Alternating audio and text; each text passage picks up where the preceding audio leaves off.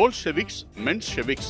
1903 ஆண்டு நவம்பர் 17ஆம் தேதி ரஷ்ய சமூக ஜனநாயக தொழிலாளர் கட்சி போல்ஷெவிக், மென்ஷெவிக் என 2 பிரிவுகளாக பிளவடைந்தது.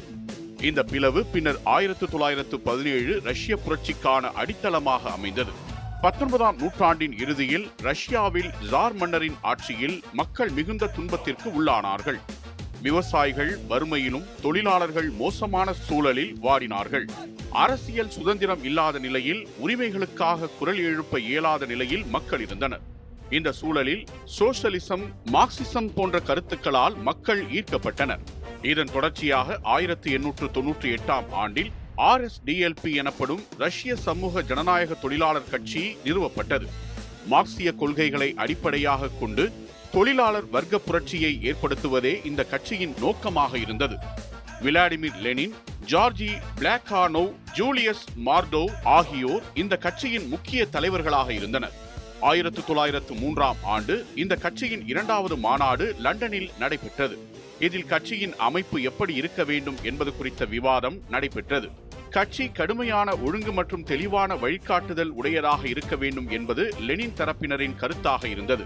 சிறந்த, முழுமையாக அர்ப்பணிப்பு உடைய புரட்சியாளர்கள் மட்டுமே உறுப்பினர்களாக இருக்க வேண்டும் என லெனின் வலியுறுத்தினார்.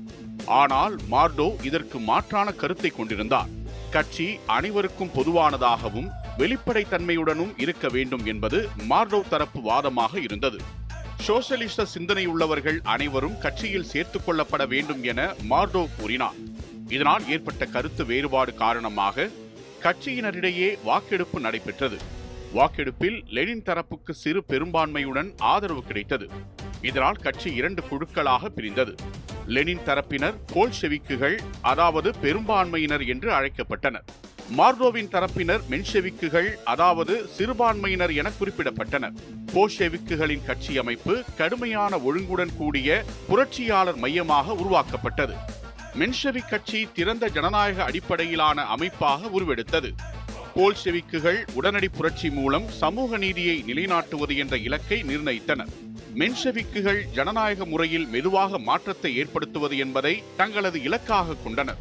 தொழிலாளர் வர்க்கமும் இராணுவமும் போல்ஷெவிக்குகளுக்கு ஆதரவாக நின்றன.